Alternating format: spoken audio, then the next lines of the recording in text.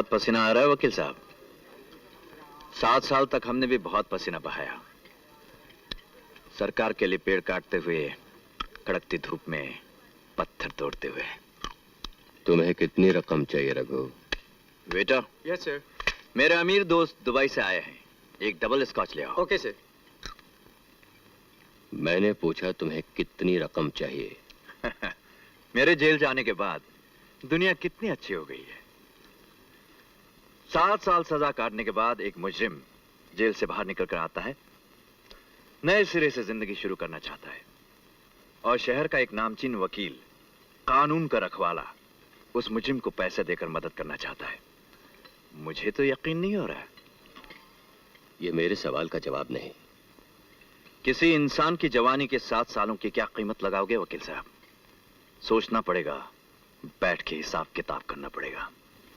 1 लाख रुपया, 50 अभी, 50,000 अगले साल, बशर्ते कि तुम ये शहर छोड़कर चले जाओ। अगर मैं आपकी ये शर्त ना मंजूर करूं तो मैं तुम्हारा खून कर दूंगा। खून कर देंगे? पैसा वैसा समझे वकील साहब, ये बात असली है, खून वाली बात। 7 साल तक मैं जेल की अंधेरी कोठरी में हर रात एक आदमी का गला दबाता रहा, उसे जान से मारता रहा। लेकिन जेल से निकलने के बाद मैंने सोचा, गला दबाकर जान ले लेना बहुत ही आसान मौत होगी। इसलिए मैंने फैसला किया, मैं आपको इतनी आसान मौत नहीं दूंगा, क्योंकि मैं भी 7 साल तक हर पल हर घड़ी मरता रहा हूं। और उन 7 सालों में उस मासूम लड़की पर क्या गुजरी, उसके बारे में तुमने कभी कुछ सोचा? अफसोस, हर पल मरने के बाद भी आज तुम जिंदा हो।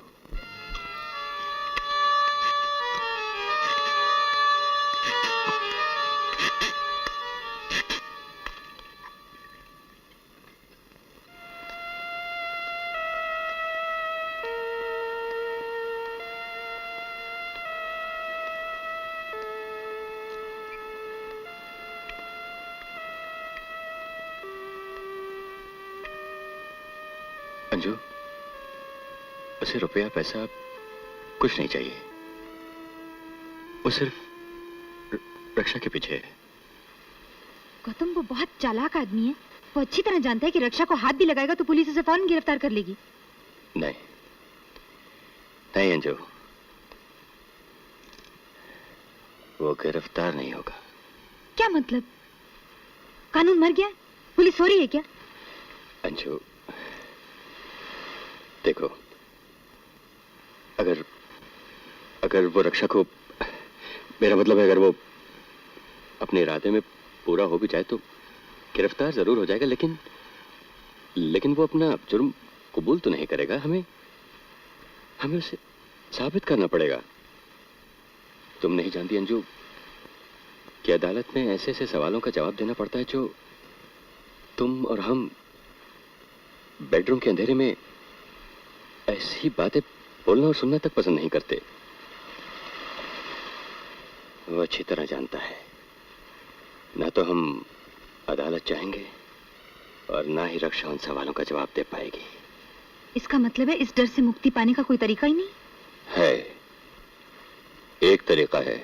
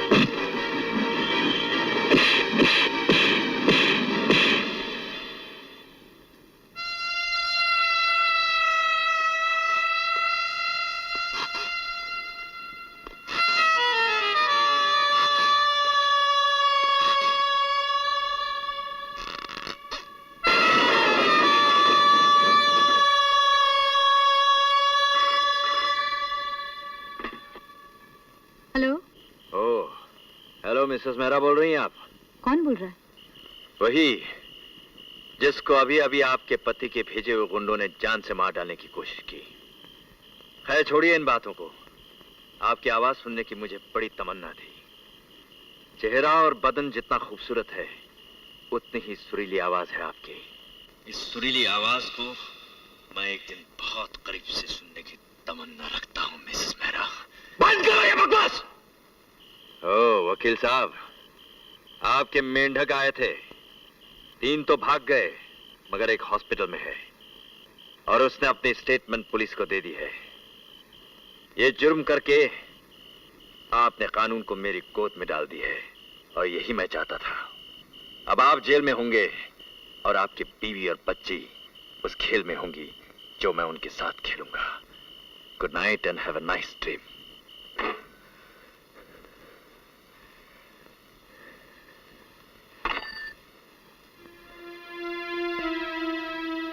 गौतम, तुमने और क्या करता अंजू, इसके अलावा कोई चारा भी तो नहीं था। अब क्या करोगे? अब क्या करना है, जब लड़ाई शुरू हो ही गई है तो खत्म भी होगी। अंजू, एक बात कहना चाहता हूं। जिंदगी में और कुछ भी सोचना, मगर ये कभी मत सोचना कि मेरे जीते जी तुम पर कोई आज भी आएगी। हाँ अंजू।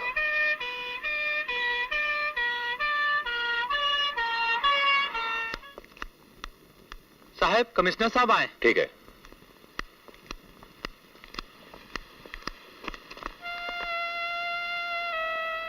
हेलो गौतम। हेलो सावंत साहब, आज पहली बार लग रहा है कि घर पे एक दोस्त नहीं बल्कि एक पुलिस कमिश्नर आया है। अगर जाती तौर पे मैं तुम्हारी जिम्मेदारी नहीं ले लेता तो इस वक्त तुम हवालात में होते। फिर भी जब तक तुम्हारी जमानत नहीं हो जाती तुम अपने आप को हिरासत में ही समझो।